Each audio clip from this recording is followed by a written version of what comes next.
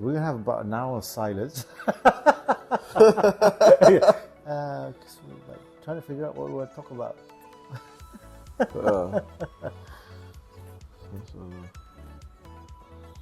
Man, start making me think about like, what have I done like after 50? I'm like gonna be 53 in a couple months time. You really, and then I look, and I was at the Dun earlier, right? Yeah. And you see all these like, you know, you look at the Dun, you look at all these elderly politicians who are, you know, shaping our future. It makes me think like, these older people are shaping our future. Shouldn't they be the younger people shaping the future? Or really weird. I couldn't wrap my head around it. For a second I was watching it, I was thinking, hang on a minute, what's going on here? Then we can talk about that.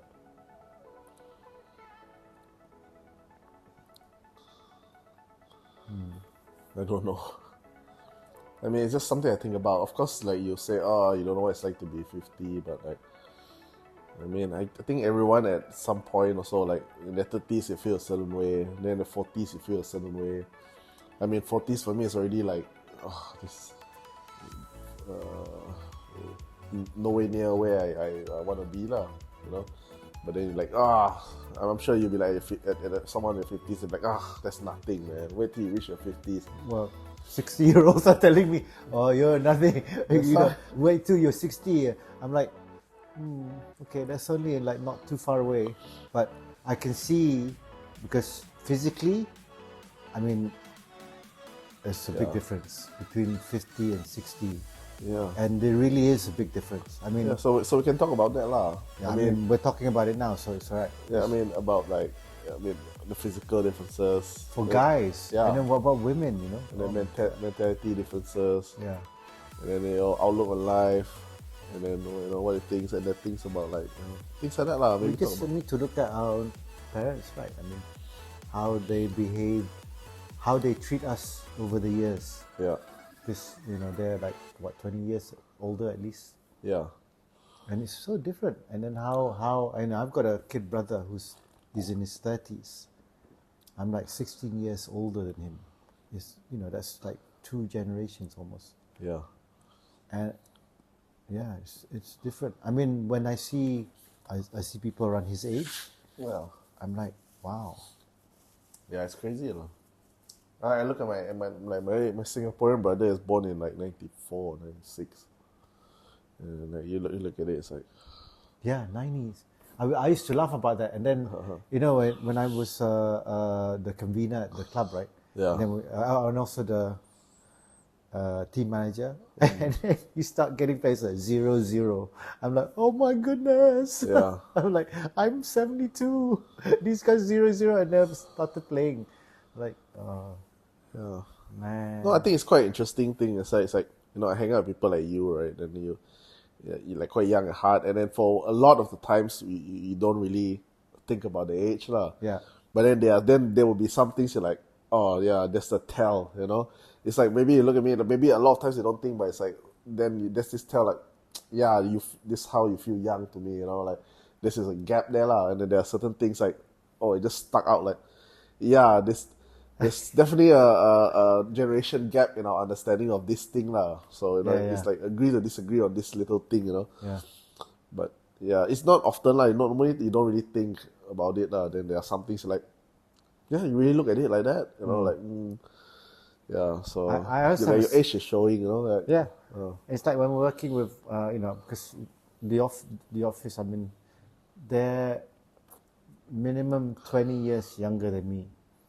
But I always tell them, don't call me sir, just call me, And I have to get used to it because, on the rugby field, we're very disciplined. You call respect, sir, and all that. Yeah. But in the office, I said, just call me, my 30-year-old staff calls me Rashid. Yeah. In the office those days, yeah. It's like, oh, sir, can I get this, blah, blah, blah. And I still do it to the older generation, but I'm okay with the the me being called by my name sake instead of being Sir, because it breaks down a lot of barriers when you just call each other by your names. But there's also that disadvantage of like, because they call you by name, they think you're being kind, they can take advantage of you. Just because I'm kind doesn't mean that and they found out, in the hard way. Like, yes, you can call me by my name. I'm okay with that. Yes, I am nice, blah, blah, blah. Yeah. But you don't, go past that point where you go, you're my mate. No, you're not my mate. I'm still your employer. Yeah. And I think they tend to forget that sometimes. Yeah, because, I thought just do it. That is interesting. I mean, I get a lot of Gen Z. I can't tell which one's Gen Z, because that's the only thing I'm like, which is Gen Y, which is millennial. I can't be bothered because they all behave the same You think to so? me. Yeah. I mean, I'm talking about people in their 20s to early 30s, man. So I'm like, like 10 years, there's a gap there. Some people born in the like 2000s. Yeah, I mean, there's a big difference, don't you?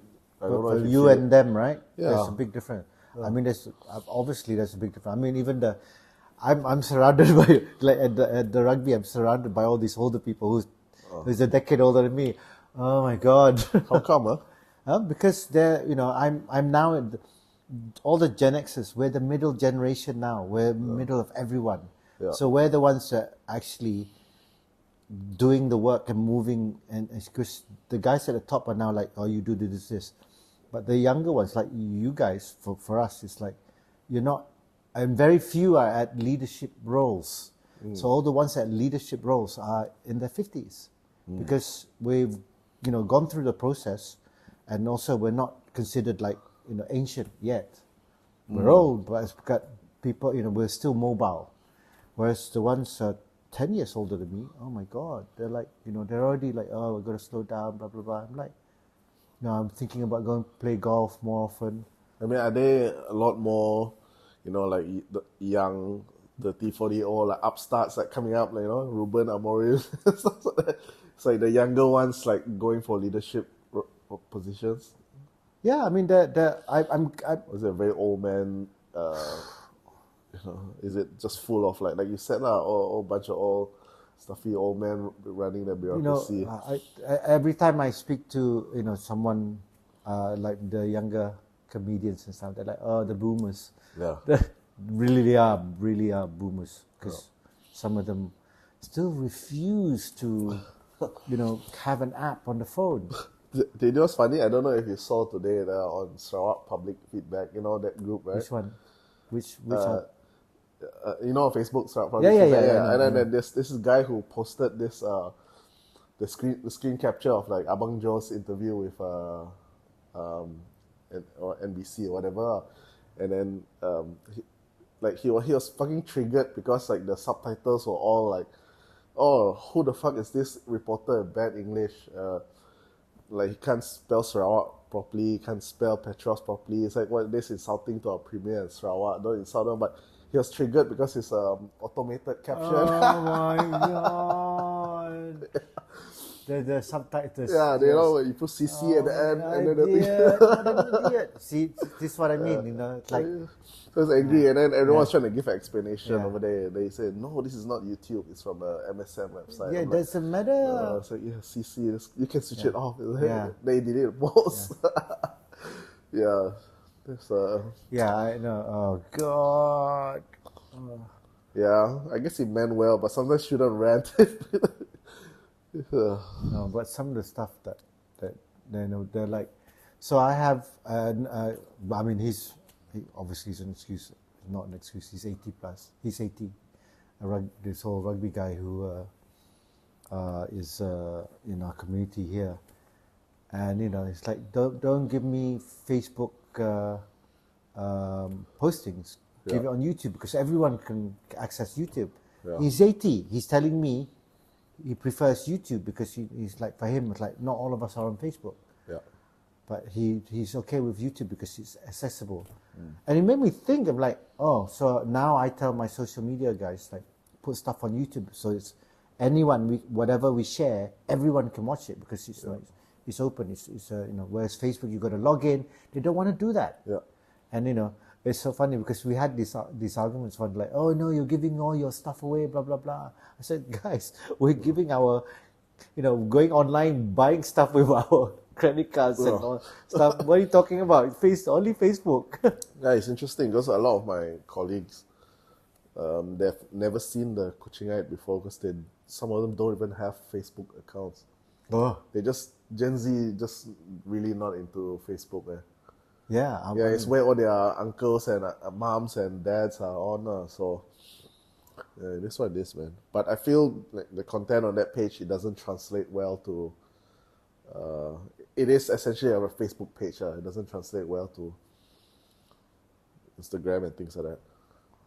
I don't know. I mean, I think Facebook, when it first came on, there was a lot of young people, and they're fast. They move on. Yeah. I mean, even TikTok now is being flooded by the older generation as well. Yeah. And I'm sure they've already moved on to something else, and something that we don't know, which will catch on a bit later and then realize. But one app is that has everyone on it and no one's really is Instagram. Yeah. Instagram's I think it's because it's more of a video and photos, very centric, right? It's that has kept its except that threads thing is, I'm not fine. I mean, it's a lot different from Facebook where you can see your aunt rant about something like that and post on Surround public feedback. Instagram is a bit harmless, Your aunt or your mom. Yeah, posting fake news, Yeah. Yeah. It's like their WhatsApp Yeah. group, the public feedback. Yeah. It's crazy. I mean, how do you teach? You can't really teach new people. I mean, you can maybe teach kids to spot this thing out. I don't know. I always wondered that. Can you teach an old person, right, how to identify fake news, fake media? I mean, for me, it's a lot of it is quite instinctive already. When you see a AI picture or you see a news, you you just dismiss it straight away. I mean, can you teach people like that? I just feel, it's quite a lost cause already for a lot of people. Don't bother, man. I mean, it's really annoying when you're trying to tell someone, just do a bit of research.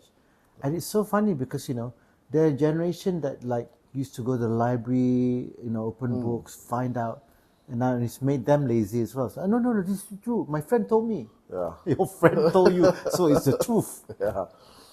Yeah, because he had a friend who knows a friend, blah blah blah, and then they verified it. Yeah. The word of mouth. Okay.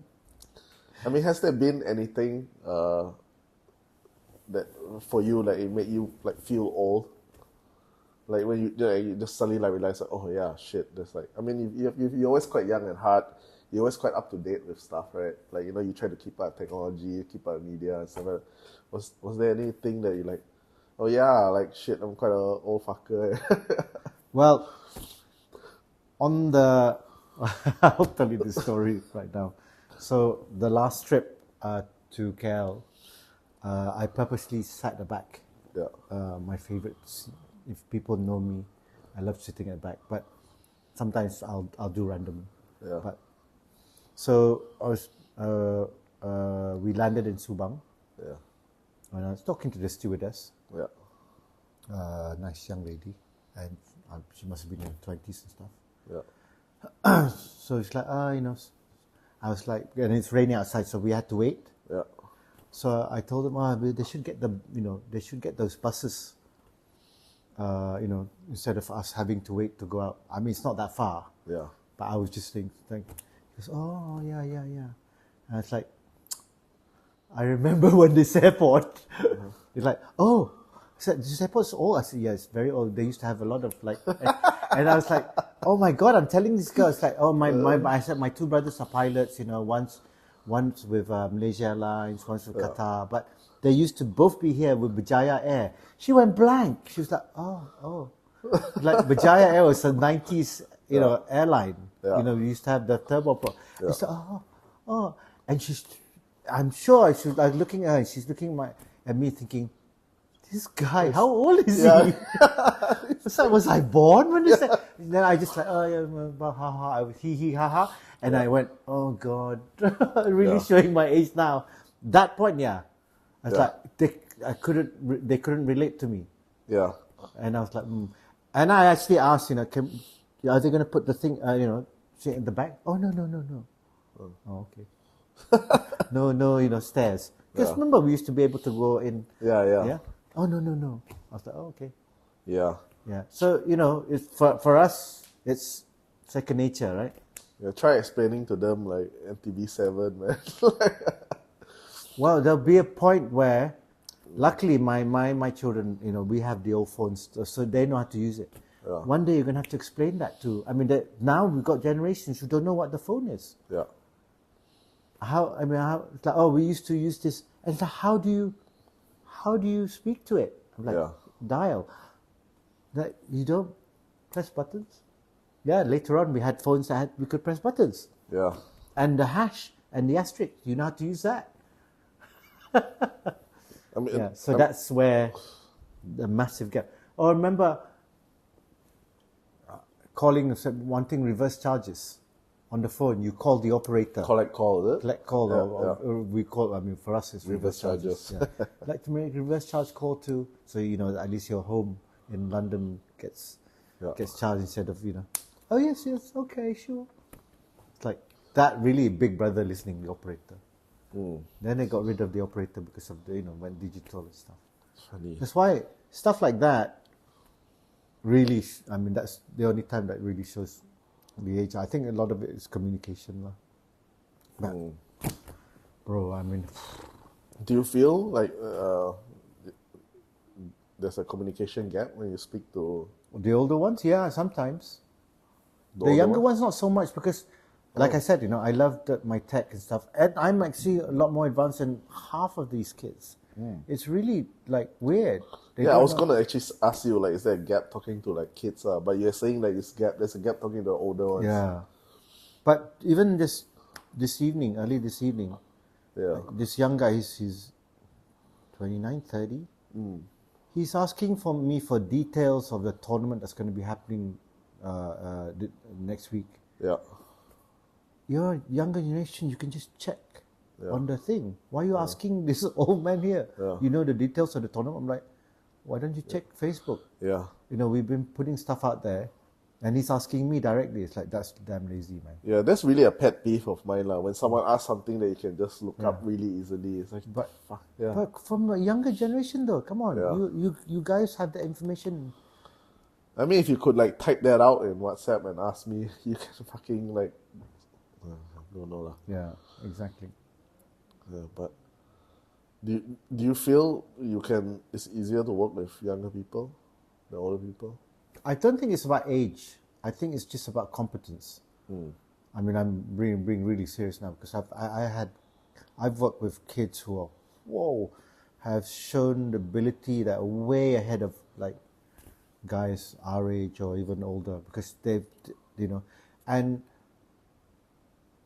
it's I don't know whether it's upbringing or not, but I've had kids who either not come from broken homes and stuff, but they've not really had a what we call a normal lifestyle. But kids on the ones who are street smart, I love those kids. They just think differently, and they know how to how to. I've had guys who used to work within events, so quick to solve problems, because they've been in situations where they've had to really dig in and just get the solution done there and then. I love those kind of guys, because they will learn very fast. And it's always those people or those staff that I watch and go, you know what, this guy can go far. And then you just teach them, because we used to get the same thing. I used to get the same thing when I was younger. But I was always thrown into the deep end anyway. So you either sink or you swim. But the old generation, I mean, you know, there's always the generation, back in my days. Yeah. And we used to laugh at these guys. And now we find ourselves at, you know, in the club going, you know, back in my day when I was like, oh my God, I just caught myself saying that kind of shit, you know. Yeah, do you find that? Do you find that a lot? I don't know. When I talk with you, I get a lot of the back in the day talk lah. But I know back in the day, but I'm still playing. You see, those guys my age, they're back in the day. I said, yeah, well, you know, you're not playing anymore. I mean, when you look at it, I'll give you an example. Yeah. So Unimas just built this new Field, synthetic field for rugby. It's beautiful. Yeah. I got a long text that was forwarded to me by someone. I'm not going to mention who it is. An old guy. Yeah. Oh, they're going to hurt themselves. You know, they shouldn't. They should ban these kind of fields. Blah blah. Yeah. And I'm thinking to myself, you ever been to Hong Kong or been to watch American football? They've been around. You know, the technology has improved so much that when Unimas, it's only what 2-3 weeks ago, and then we invited a lot of teams to play on it. No complaints. No complaints. Because it's purposely built for rugby. It's not for football. Football, the grass will be, but no complaints. And you know, you got this generation of people who obviously has not been playing for, you know, back in my days. Yeah. And their, you know, the rugby ball must have been like 3 tons, and their boots were about 3 tons heavier as well. It's based on all technology idea. Playing on the grass, where, you know, come on, man, it's like you've got to keep up with the times. But when I hear and read that, I laugh. So, you know, I was asked for the opinion. I just started giving facts, you know, this. I said, but that's up to you, lah. You want to decide. If you think it's like that, then you stay in your world. Thank you very much. Or come, you know, want to complain, come and watch the game these days. Yeah. Can't sit in your sofa and be a keyboard warrior when you've said that you've played. Yeah, I always thought like if I was younger and like, you know, when I had criminal tendencies, I always thought like, selling criminal tendencies. Selling drugs was like the best way to make money, right? But actually, it's like scamming old people for sure. Well, and a lot of young people too. Yeah, it's good for your studies, man. You can relax. Yeah, all the love scams and all those things. The Nigerian rock thing, remember? But the thing is, you notice like a lot of the older, I mean, they really prey on the older, you know, ladies who are like looking for love. It's horrible. I know it's horrible. But damn. But how did, I mean, these guys may be so good and convincing. Yeah. And this is what I mean by, you know, what you mean by, you know, these people sending messages in the WhatsApp group, and they fall in love because it's like pen pals, and then but he's not like that. They always say he's not like that. I'm like, scammer. Yeah. It's not even scam, but it's so sad, you know. Yeah. I can't put on my, you know, but I can't put on my webcam because, you know, it's like, you know, it's a different time zone and it's dark here and I don't want like. And they believe it. Okay, I know 50 is not old, but do you feel you're I mean, among your peers or like most people are like that? Or, I mean, do you feel like... There are. I'm not going to name names, but they act older than they should be. I mean like you're in 50s, but they're already in their 60s. Yeah. I got one guy in the rugby club.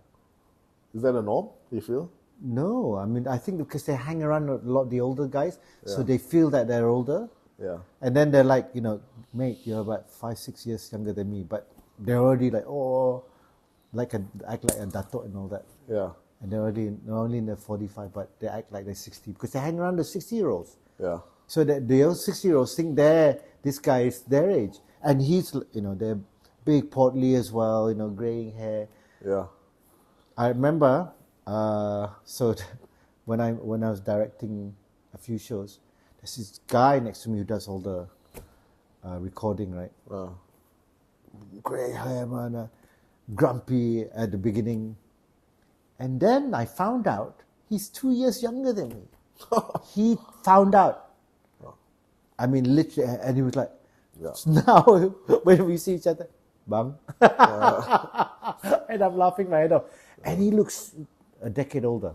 Yeah. But that's what I mean by, if you start behaving like that, Yeah. you're going to get that kind of mentality. I refuse to go there because, for me, life is, especially after at this age, that Yeah, I want to enjoy it. I'm going to enjoy it. Like we said, we only have one life. You either look at it as if you're going to die, or you're going to look at it and go, hey, just going to enjoy it. It's not about urgency. I'm just going to enjoy every single moment. There's nothing you can do, trying to...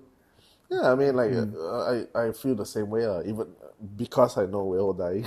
But I mean, yeah, I know. Yeah, the goal is the it's same. just perspective, I guess. Yeah, but I do feel everyone is like maybe 10 years. I mean, the 20-year-olds act like 30-year-olds act like 20-year-olds now, and 40-year-olds act like 30-year-olds. Everyone's like about 10 years later than our parents' generation. Wow, but when we were younger, we were always trying to be, act older, right? Yeah. That's like, Yeah. it's always the same. It's always the same. So weird. I mean, I always wanted to be like, like my older brothers and stuff. Yeah. And now I'm like, no way. I don't want to be old. Like you look at my younger brother, he looks older than me. Like a grey hair and all that. Yeah, I mean, he's quite tall and big anyway. But everyone thinks that he's my older brother. Did you ever have like a midlife crisis? I mean, I don't know. I mean, what was there a time in your late 30s, 40s where you were like, Oh, I should get a Harley. yeah, those questions, just question shit lah. Just like you're just not really sure that you're happy where you're at, things like that lah. No, or even in your 50s, no. There were times. I don't think it was midlife crisis. I think I've already gone past my midlife crisis, because people seem to think your midlife crisis is 50. It's not. It's much earlier. It's your age now, 40s. No, yeah, I find 40s an awkward age. It is. It is an awkward age. Was it for you? Yeah, I mean, I was just married, and I just saw pictures. Somebody posted up picture that they were with me. They went to Cobra 10, and I saw my face. It was so bulat, man. You let yourself go at the time. 2013, I did. I let myself go a lot, but I was happy. You see, so I didn't need to be, and yeah, I guess that was something. I thought, oh, okay lah. But I didn't have like, oh, I want to go play golf. Oh, I want to have a, I didn't have that kind of. Maybe my midlife crisis was, I was going to let myself go because there's nothing else. It wasn't like, oh shit. I mean, I'm missing out. Yeah. But here's the thing: people who have that is because they either got married really young, so they've come to a stage where, oh, hang on, the kids have grown up. And I've seen that as a trend for those who marry young, and they've realized that, and they're having that midlife crisis because, shit, I've gone through all this life and I've dedicated to my wife and kids and all that. I didn't have my own life. Me, it was different. I had 40 years of, hey, it's all about my work, blah, blah, blah. And then I hit that. I got married and had children. So I never felt that I missed out on anything. I was just happy because, okay, I thought I've done what I needed to do. And then boom. And now I'm like, second win. Hey, what am I going to do? But now it's a shorter, apparently, period of time. Who knows? My dad's 80 plus. He's still, that's a long life. Made, 90 plus. So what's the driving factor now? Oh, it's obviously seeing how far I can build this business and other stuff as well. Because here in Sarawak, it's not like Semenanjung, where I wouldn't say it's saturated or it's competitive. We really do have this opportunity to really builds throughout. And I'm sort of, like I said, because I've got the experience now to really look at it differently and, build a legacy, I guess. That's probably what I'm secretly having. Like, I want to have my own legacy before I, Was that before always I a thing? retire. No. Well, I think last time it was just about, trying out new stuff. I always the challenges. For me now, it's not about the challenges. It's about leaving behind something for people to remember you by. Yeah. But I know it sounds it's not arrogant. It's just, I really want people to leave this world with a good name. I think that's really important for us because. But you're one of those rare people that I know that you did stuff that you're passionate about from like really early on, right? And you're passionate about your work like for a long, long time. And then, this is just like an extension of that, use your experience to do that, yeah. What do you say to people who, they just fucked around for a long, long time and they're only trying to figure it out late in age? It's fine because, there's so many examples of people who started really late, and then the best example obviously is Colonel Sanders. 60 something, that he finally figured out what he wanted. Or even the guys who did McDonald's, right? They were not that young. But they never lived long enough to see what it became. Well, though. that's the only bitter, truth about starting late. Unless you really want to do something, you've got to pull your fingers out your ass and get it done. Yeah. And I knew earlier on in my life that, especially when you're starting, I wasn't that young. I was 28 when I went and freelance, which is probably considered young now. And it's really scary. But if you have the confidence and knowing that you know what you want to do, and I always look at it from, I made 5-year plans, 10-year plans in my head. I wrote it down. I was taught by all these people to do that. I was taught by and I just saw him over 2 weekends ago at Cobra Tens, and I reminded him. I said, "Sir, you were the one who told me, write down what I want to do, write it down, physically write it down, because if you don't physically write it down, you'll always be thinking about it in your head." So I was given that advice: write it down and see it, and then see what you can cross off. I mean, do you have like old notebooks that you still look at? I've got one notebook, black one, but creating the industry here. And I wrote it in 2012 when my son was born. Before my son was born. I've got the book. And I showed it to people. I was laughing. It's like, see, this is what I want to do. And but one thing I didn't put in there was sports. Wasn't. And I just realized, like I said, I know where my focus is now. I really want to build sports and sports broadcasting. I think that's where truly where my strength lies in. Yeah, I love doing it. Yeah. No, that's what I mentioned the other time when I was saying why don't you just? I mean, it's a big reminder. Because I just keep hearing about it a lot. I'm like, the problem is a lot of people asking me, even the other, was it today? Yeah, hey, why aren't you acting anymore? I said, I enjoy it, but I don't enjoy it. Yeah, I mean, I don't hear you talk about acting as much as when I heard about sports. I don't mind teaching it, but sports. It's like, damn, this guy, you love your shit. Yeah, I do. I mean, come on, man. I still wake up at 3 or 4 in the morning to get, grief. Yeah. So it's interesting. It wasn't on the list at the time. Yeah, but that's the thing. Because because I'd gone through all the sports broadcasting stuff, and I think at the time, because I was still doing it, I guess. Yeah. So I didn't really think about it. Yeah. I was in Timor. Yeah. When I was doing stuff like that, but I never really thought about it until, it's the flip. So you talk about this 5-10 year plans, right? Like how many of them actually Like, Okay, so my first 5-year plan was like, I want to be, I want to be doing well in my industry as an actor, and in 5 years' time, I want to direct. wow. I started directing 3 years into my 5-year plan. That's how, that's how I remember when things were. So when I reached that goal, I started another 5-year plan. And you've got to, I mean, that was for me. I mean, other people have different, or their own, I guess. Yeah. But that's why you got to do that, because if not, True. we always say, I'm going to do it, right? Yeah.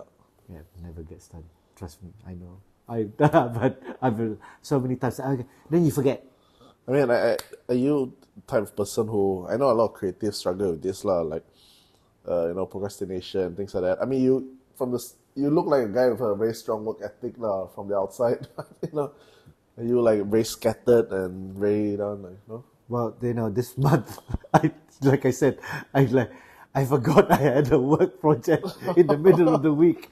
Got reminded. I was like, oh shit. It's like scrambling to get things done. I was like, I got to get a PA, I think. Because it's come to a stage where, yeah, I'll get it done. And you forget.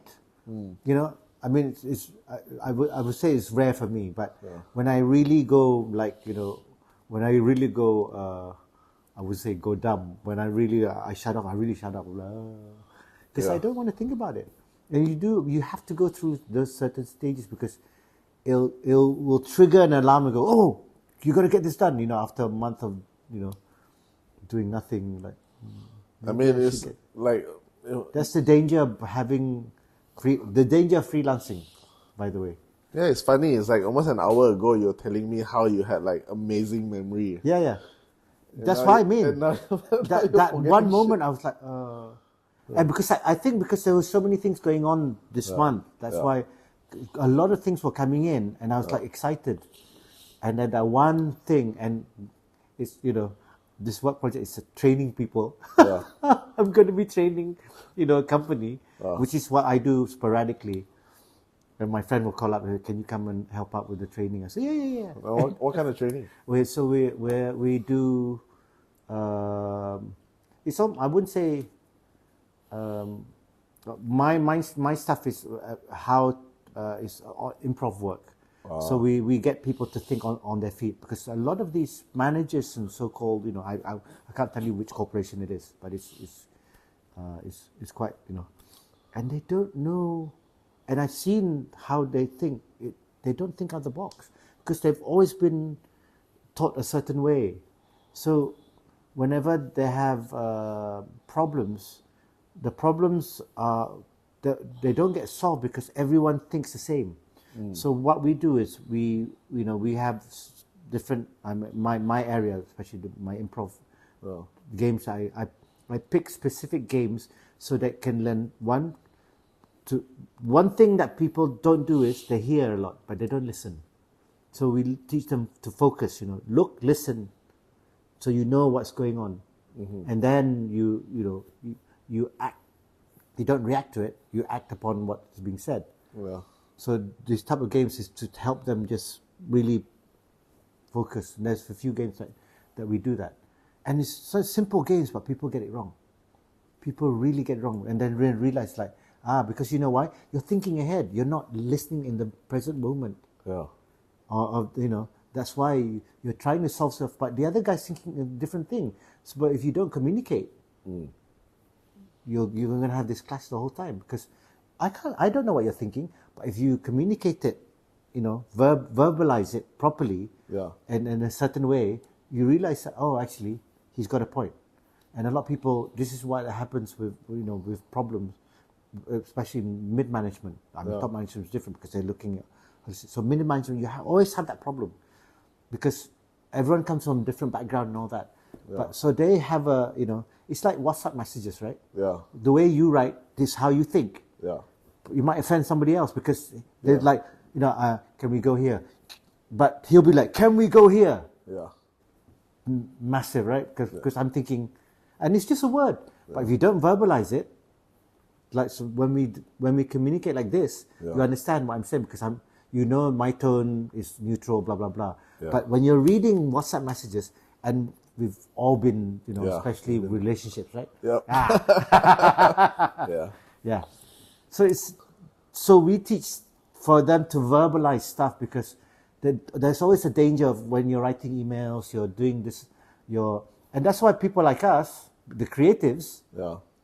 are actually valuable, because the soft skills that we teach are really important in the world of corporate, because we're now in a world where everything is written and on the thing that we forget to emote our sentences, and we only think of it how we should read it, not how they should be reading it. So that's where the misunderstanding comes in.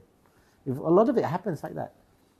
Oh, that's interesting. I mean, how the hell do you get this kind of corporate training gigs? Because it's over the years of one, we sort of build it, we also curate it, and we discuss it with the corporates, and so, is this kind of training you want? Yeah. And then over the years, we've perfected it, blah blah blah. So my friends will all call me up. This is, like I said, this is other stuff that I do that people don't know, because I don't. Why do I bother trying to tell people about it? Yeah, that's interesting. It's like, so I try put it into sports and try and put it into my own type of training, and then sell it, because it works. It really does work. And people, but the thing is, it's all about maturity of the thing. So people don't believe it because they don't think it works, but it actually does. That's why it's hard for me to explain when I come home. yeah, It's like, we've gone through all this. If people from KL, like our work, yeah, am I saying that people here don't understand them? Am I the stupid one? Or that's why I struggled in the beginning, because I was like, how come they don't understand? And like I said, I had this KL mentality where people understood what I was trying to explain to them, whereas here we're still learning. I guess it's no one's fault. It's just exposure. That's just it. But it's fucking valuable. So but not many of us can do it. That's why all this training. I watch all this other training that they have, the corporate training. And I'm like, it's not that I get bored. But it's the same thing and the same thing and the same thing. Sometimes you got to have that different other box kind of training. But my friend Joanna, she does, they do a lot of corporate training with all these other corporations, and these guys love it. And so they do a lot of that. They infuse like theater type of play into the corporate training, and it works. Yeah, it's interesting to see like creatives like monetize their skills in terms of like education. Like in a way, I mean, the obvious example is like when you see all these digital marketers or content creators like selling courses and stuff like that, right? Good. I mean, somebody told me, I said, why don't you do that? I'm like, yeah, I would love to. So where do I start? These corporate courses. Interesting. Yeah. So but it's I wouldn't say that there's a lot of it in KL, but yeah, it's, you can do it. I mean, there's a lot of things you can teach, right? I mean, you teach acting as well. Yeah. Still. Yeah, I want to teach acting. I mean, especially here. I mean, but again, you got to convince the parents and all that. I know I've been approached by certain schools, but I said, if you take it seriously, then yeah, I'll come in and do it. But I want to do like a 10-week course. My own 10-week course. So I'm sort of curating at the moment and trying to got someone helping me out with it. It's gonna take time, because people once people start doing it, that's why I did those free classes. The feedback I got from it was really valuable. People want it, but people don't know about it. Yeah. So maybe one last thing, right? Do you have a 5-10 year plan? This time around? Yeah. This Christmas, December, when everyone's gone, because I've been researching, putting all the stuff, I'm sitting down to figure out my next 5-year or 10-year plan. Not just for me, but also for Rugby Sarawak. Because I want to present it to whoever needs to hear it. I know who I need to present it to, but I'm really excited about it. But I can't I can't, because I need to. I need to go on this. I'm going on a road trip. I've already forewarned everyone. I'm like, before the next AGM, which is in December, I'm going to go and visit everyone and find out what their problems are, because we're not the type that'll come in because this is how we do it, you follow me. It never works. Never impose yourself at the beginning. Yes, I was, they already know my style, but I told them, in order for me to move forward, I got to know what your problems are, so we can work together, and I'll present you a solution. If you don't like it, then let's tweak it. But we have to work together, and I keep reminding them, like, we are a sport that teamwork is very important. Rugby, especially rugby, each position on the rugby field, 1 to 15, are specific positions. They're not like football where you can, you can't do that in rugby. So let's work together. Everyone has their own part to play. And I always use that anecdote the whole time, because it's not so fractured. I mean, our rugby fraternity gets like that sometimes. And the only way to do it is bring everyone together. But it's going to take a long time, because, probably faster than I would imagine if I tried to do it last time.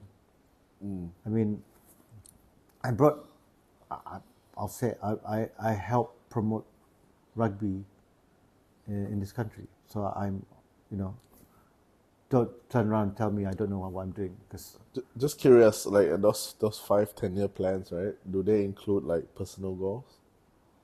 Yeah. Like personal life goals? Yeah. Not just the rugby stuff. Not just work? No, my own, like, family, blah, blah, blah, Am I going to get married again? Were you trying to head there, was it? I don't know, just curious. So you actually write all this down? I have to, or else I'll never get to see it. I've got journals. Some of my books I keep away. I actually write down. And I look at it and go, And some I need to motivate myself. I'll just write down stuff that I feel good about. I have to, because I still have poems. I don't know whether I've got it here. I wrote when I was 17, very melancholy. Whoa. Yeah. It's like, going through something. Love struck, love lorn, and woe is me. Oh my God, I look at myself and go, oh my God, look at you. Yeah. And I it's so funny because it's so embarrassing. Ever plan to put Publish them it? on? Well, not publish it. Just put it online.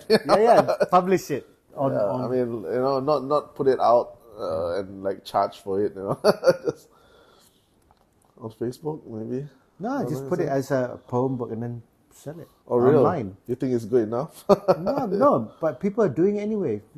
You never say whether it's good enough. Somebody once told me this: how many billion people in the world? 3, 7 now? What?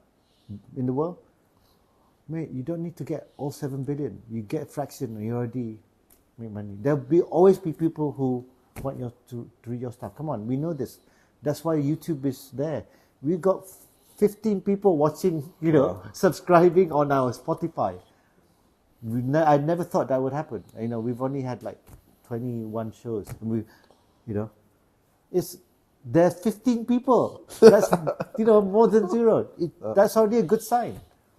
Look at some of our shows. We've got like, 100 over views. I'm laughing my head off. I'm like, 100 people watching our show. Who the fuck was watching this? Or they're repeating watching it. No, it's not.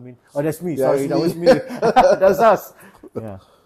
But then the older generation, going back to, they prefer to watch stuff on YouTube. Yeah. So YouTube is still relevant in that sense. Just an aside. I'm around a lot of creatives and creative industry people, right? Normally in the sense like you have this very, self-confidence lah, almost say delusion lah, but it's a self-confidence where it's like, the stereotypical like creative, right? They're like a lot of self-doubt, a lot of like they're quite like, melancholic people, yeah. So yeah, it's interesting. I mean, I was like that though. it was. When I was younger, yeah. Because you always wonder, it's like, but then over the years, it was like, I couldn't move forward unless, I don't compare it to being critical. I'm very critical of myself. That's one thing I know. It's not being not confident. I'm very confident what I do, because as I gotten older, it's not about me being good, because all the mistakes I made, I remember. So when I'm telling someone, don't do this, it's not because I'm really good at it. I made the same mistakes as you did. And I want you to avoid it before, you either, some people make those mistakes and they never get out of the rut they're in, and they continue doing the same stuff, same shit, and then because they believe that that's their lot in life. It's not.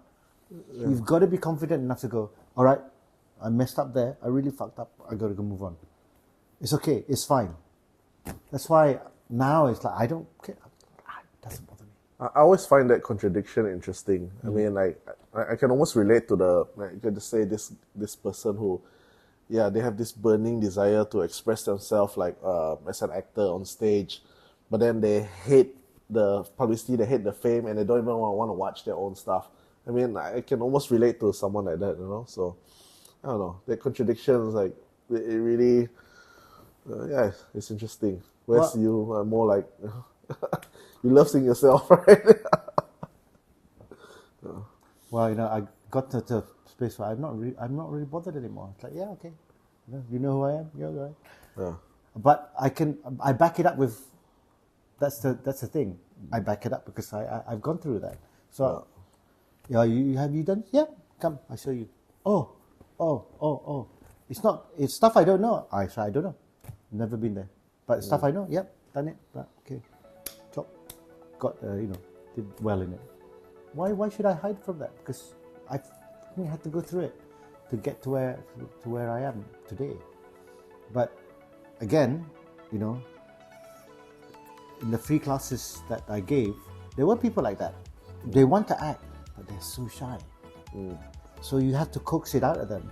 And then when after the hour was gone, they were so different. And that's what I love seeing. They've come out their shell, and they're more confident in how they express themselves. And that's the kind of thing that makes me that's more valuable than, I wouldn't say winning the lottery, but than seeing, it's rewarding. It's really, really rewarding. I mean, that's the part of me which is probably like my mum life, the teaching bit. Right? It's so great to see when these people really, they've got that inner talent. Everyone has it. It's whether you want to trigger it or not. And because they are, like I said, I always just said that, no, I can't do it because I can't. So no, all you need to do is change it. I said, and I taught one lesson. I said, look yourself in the mirror. If you can smile at yourself and say I love you without laughing, you're on the right road. Because when you start laughing, hey, I love you, then you haven't taken yourself seriously. The moment you can look at yourself in the mirror, say I love you and feel it, you're on the right path. Because anything you do, you got to start loving yourself first. You want to love other people, and we've all gone through that where the relationship is like, I hate her, because we are, what do you call it? We are exerting that kind of energy outwards because people feel it, and you do. It's a lot of energy around. God, I feel like astrologist. No, but energies are really, really important. So, in some ways, when I'm teaching it, I'm not just teaching acting, but I'm trying to coax them to change that mindset so that because once you flip that switch for them, wow, then you see a different person. Sometimes they go a bit crazy, but it's okay. Yeah. But rather than go that way, then because the possibilities are endless. Once you realize that, then, it's actually not that hard. Great. Yeah. Oh, okay. So yeah. We'll see you again. Bye.